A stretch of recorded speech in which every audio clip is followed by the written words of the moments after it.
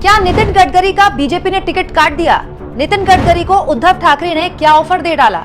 दोस्तों, जब से बीजेपी की पहली लोकसभा चुनाव के लिए पहली लिस्ट जारी हुई है, तब से बहुत सारे सवाल खड़े हुए हैं। हालांकि कहा गया था कि 195 उम्मीदवारों की जो ये पहली लिस्ट है, इसमें सारे सेफ नाम हैं, वो नाम हैं जिनके बारे में लोगों को पहले से ही पता था। जैसे पीएम मोदी बनारस से लड़ेंगे, सबको पता था। अमित शाह के नाम का ऐलान हुआ, स्मृति ईरानी के नाम का ऐलान हुआ, रक्षा मंत्री राजनाथ सिंह के नाम का ऐलान हुआ। लेकिन हर कोई इस बात को लेकर हैरान हो गया कि क्या मोदी सरकार या बीजेपी आला कमान नितिन गडकरी को सेफ उम्मीदवार नहीं मानती?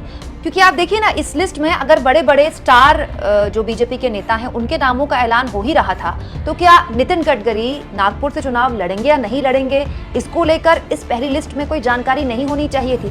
तभी से लगातार ये कयास शुरू हो गए थे कि क्या वाकई में बीजेपी नितिन गडकरी का टिकट काटने वाली है? क्योंकि हाल के सालों में नितिन गडकरी जो जिस तरह से मुखरता से अपने विकास कार्यों को लेकर बात करते रहे हैं, वो जग जाहिर है दोस्तों। और ये भी सब जानते हैं कि मोदी सरकार में जो मोस्ट परफॉर्मिंग मंत्री हैं, उनमें से एक है नितिन गडकरी। इन सब के बीच नितिन गडकरी के टिकट को लेकर कयास लग ही रहे थे कि इंडिया गठबंधन की तरफ से नितिन गडकरी को ऑफर आ गया है। दोस्तों, उद्धव ठाकरे ने नितिन गडकरी को बकायदा, क्योंकि उनके टिकट का ऐलान उनकी पार्टी ने नहीं किया, तो उद्धव ठाकरे ने देखिए नितिन गडकरी के लिए क्या बोला है। उन्होंने कहा है, बीजेपी की लिस्ट सामने आ गई है, अनेक नाम सामने आए हैं। जिन कृपाशंकर सिंह पर बीजेपी ने भ्रष्टाचार का आरोप लगाया था, उनका नाम भी पीएम मोदी के साथ लिस्ट में था। लेकिन नितिन गडकरी, जिन्होंने इतने सालों तक महाराष्ट्र में बीजेपी के लिए आधार तैयार करने का काम किया, उनका वहां नाम नहीं।